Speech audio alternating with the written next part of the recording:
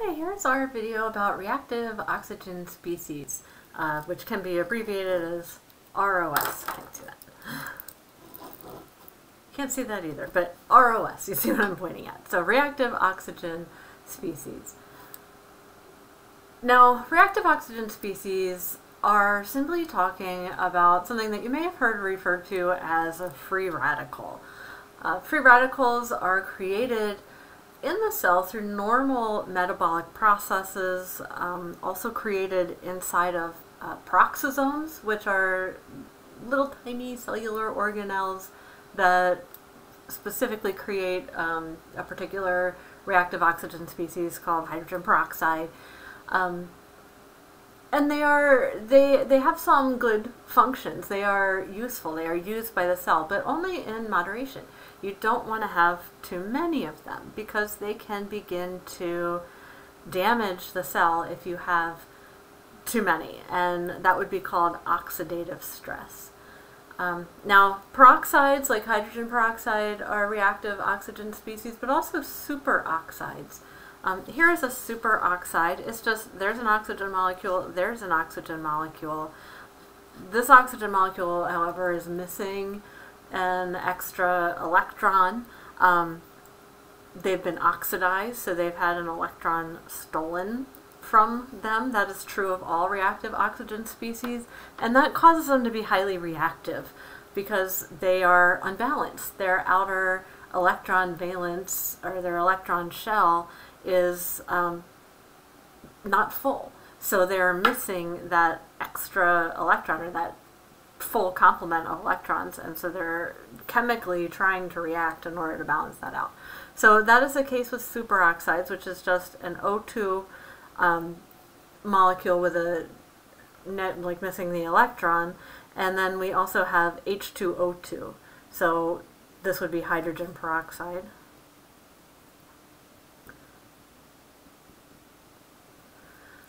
And both of these would be very reactive, sometimes in a good way, and if too much, in a not so good way. So here's how we can use them in a good way. Platelet aggregation. So when you have your platelets, you're bleeding and you're trying to stop bleeding and you want to get your platelets all clumped together, reactive oxygen species can help to stimulate different factors involved in platelet aggregation. They can stimulate white blood cells. They can help the white blood cell to kill pathogens. So that's what this is a picture of, a bunch of white blood cells kind of glomming onto a place of infection. So trying to get rid of bacteria or a virus. Normal apoptosis. So when it's time for a cell to die, cells don't all last forever. So when it's time for a cell to be destroyed and make room for new cells, we can use reactive oxygen species for that. Releasing nitric oxide from endothelial cells, which causes vasodilation, which allows more blood flow to get to an area. That uses reactive oxygen species. Regulation of various metabolic pathways, like creating of proteins, especially as we get into their tertiary and quaternary structures, which has to do with how they're being folded. So the way, you have like a protein chain and it's got like this certain amino acids in it, like you have certain amino acids all lined up, but then they kind of have like little branching patterns, and then we can start folding that.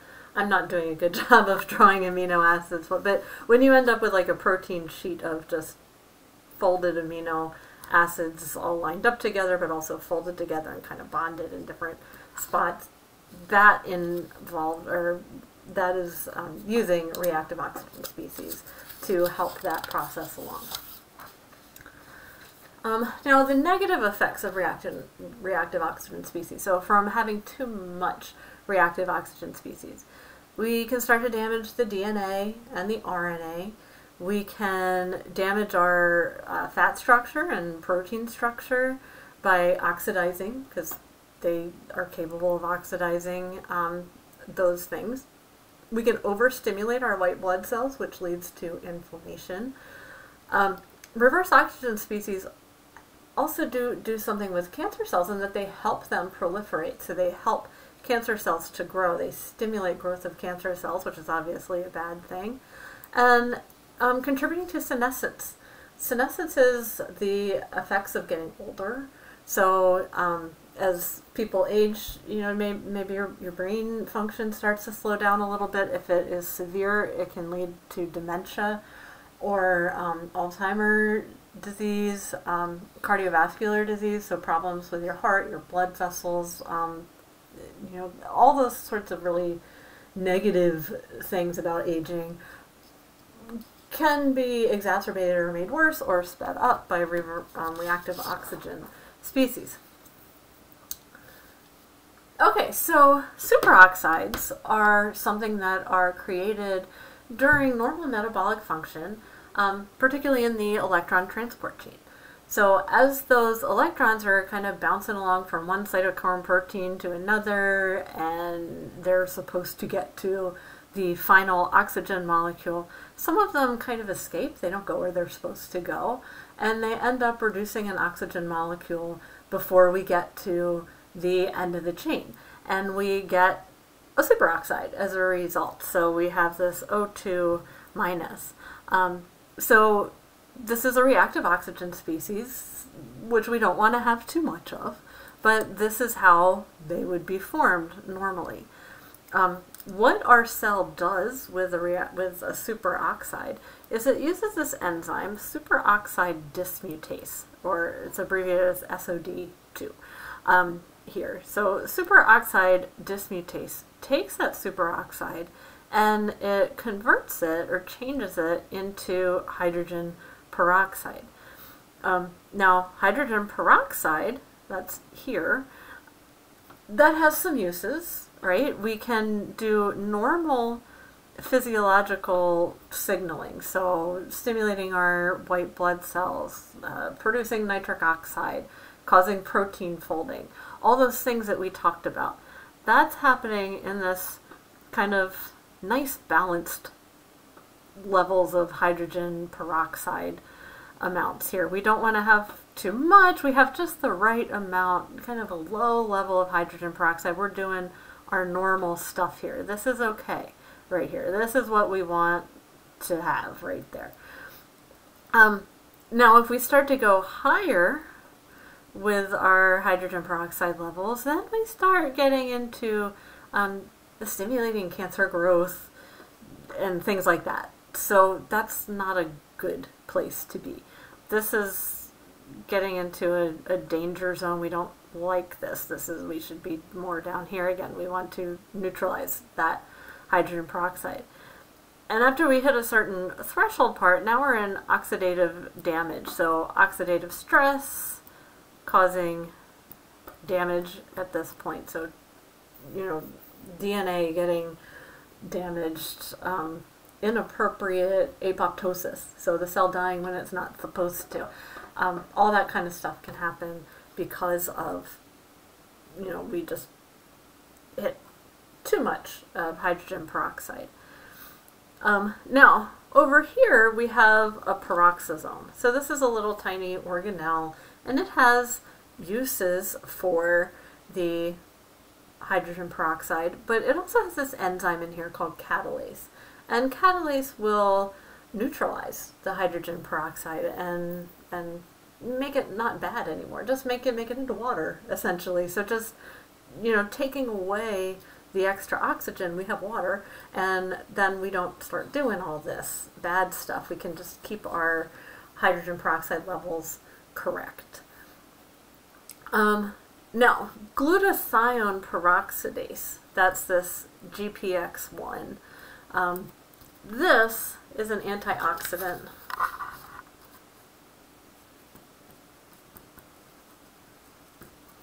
Which we're going to get into antioxidants in our next video, but antioxidants are things that neutralize our free radicals, so that is helpful as well.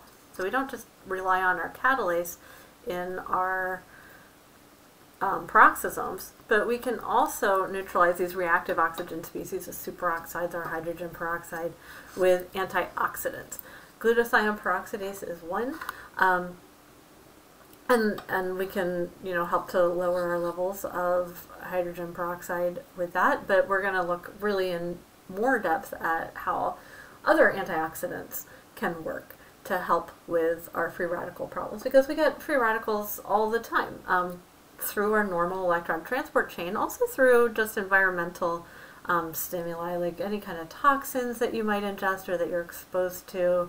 And the world is just full of toxins that cause free radicals. So we're constantly being bombarded with these things too much, and we can end up with, you know, damage to the cells, inflammation, all kinds of bad things happening. So antioxidants are wonderful things. Let's look at our superoxide dismutase here and the reaction that happens.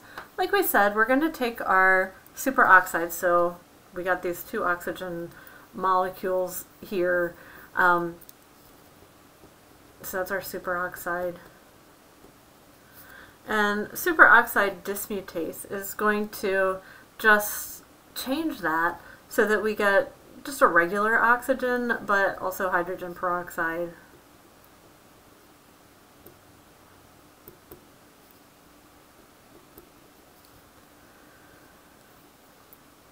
Now, we've seen catalase in the peroxisomes. We saw the glutathione peroxidase out in the cytoplasm, and just looking at what these two things do, they're taking hydrogen peroxide and they are giving us water.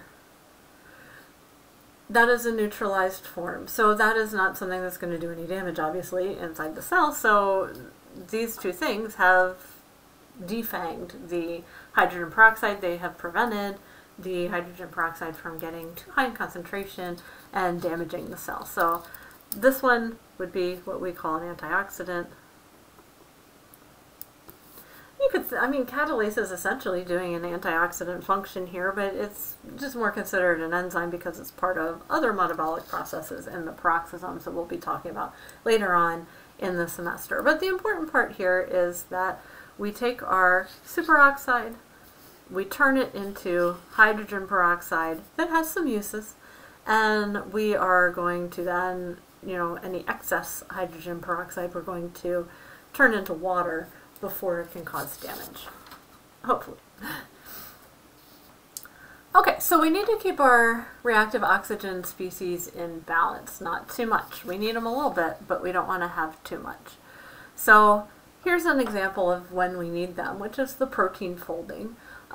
Protein folding can be an oxidative process happening in the endoplasmic reticulum using reactive oxygen species. So there's a lot of little letters on here. We don't need to worry about most of them. We know superoxide dismutase, so that's taking the oxygens coming out, or the electrons coming out of the electron transport chain. So here's the mitochondria and the electron transport chain that's happening in there. We are creating this superoxide right there. And here's our endoplasmic reticulum.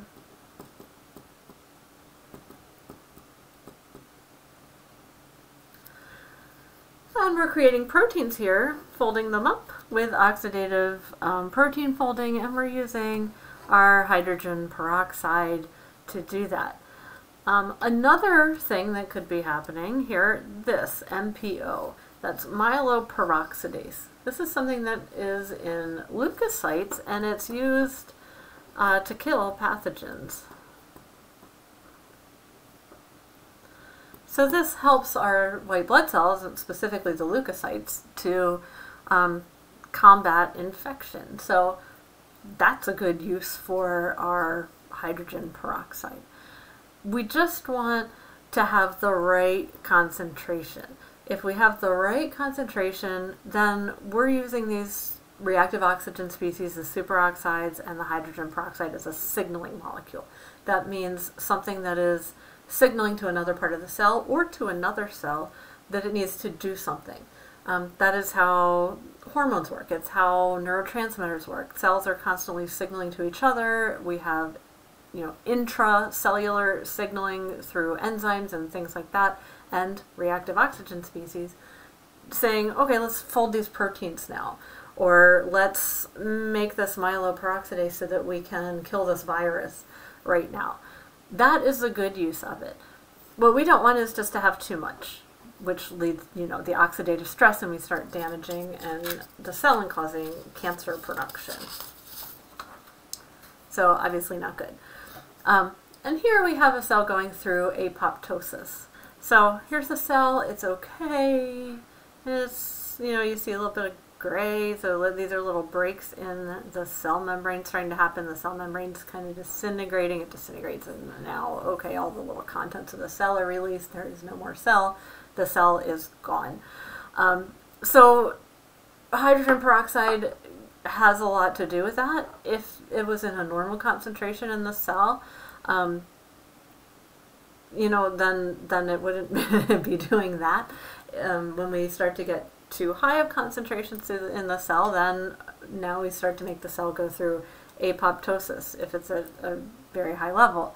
And sometimes that's desirable. So if you think back to AMP1, all the way back to AMP1, you've got your epithelial cells in your skin, say, and they go through apoptosis after just a couple of weeks at the most. So they're just gonna, that's just a natural part of things. So cells do need to do that, or in your sweat glands, some of those cells go through apoptosis in the sweat glands. So that's an important part of where was I going with that? That's an important part of, not sweat glands, sebaceous glands. Sorry. So that's where I got mixed up. The sebaceous glands go through apoptosis in order to release sebum. It's just a normal part of the life cycle of certain cells. So sometimes the cell will just express different genes, go through different metabolic processes that ramp up the production of hydrogen peroxide in order to cause apoptosis. It's just when you have that, when it's not planned, when the cell isn't doing that on purpose, that it can become a problem. So our next video is going to be about antioxidants, focusing on how the antioxidants actually work to negate the reactive oxygen species.